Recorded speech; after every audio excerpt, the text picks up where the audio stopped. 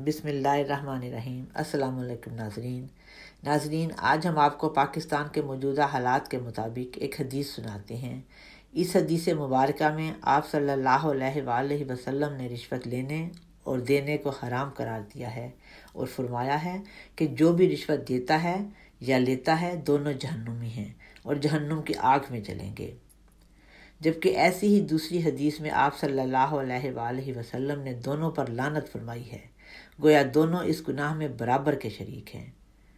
مگر ہمارے اسلامی جمہوریہ پاکستان کے دھوکہ باز نام نہاد سیاستدان جو پہلے عوام کو نوچ نوچ کر بھوکا ننگا رکھ کر ان کے حصے کا مال لوٹتے ہیں، پھر اسی مال کو اپنے جیسے چوروں، غداروں اور بے ضمیر انسانوں کے ساتھ رشوت لینے اور دینے کا کاروبار کرتے ہیں، اور پھر ضرورت پڑنے پر مخالف کو کافر اور خود کو بہترین مسلمان گنواتے رہتے ہیں، جو اس سے بھی بڑا جہنم ہے۔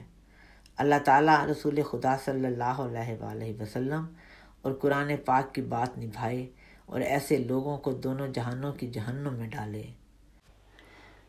جن کی رشوت خوری سے ہمارے معاشرے میں ہزارہا قسم کی اخلاقی برائیاں، معاشی بدحالیاں اور طبقاتی حد بندیاں پیدا ہو چکی ہیں۔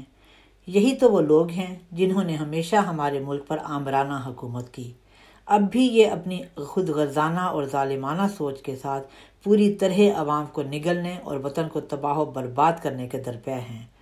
اللہ تعالیٰ ہماری قوم کے معصوم اور غریب مظلوموں کی آہیں ان غاصبوں پر ڈالے اور ان سے پاکستان کی سسکتی ہوئی عوام کو بچا لے، آمین ثم آمین۔ اللہم صلی علی محمد وعلی آل محمد وبارک وسلم انک حمید مجید۔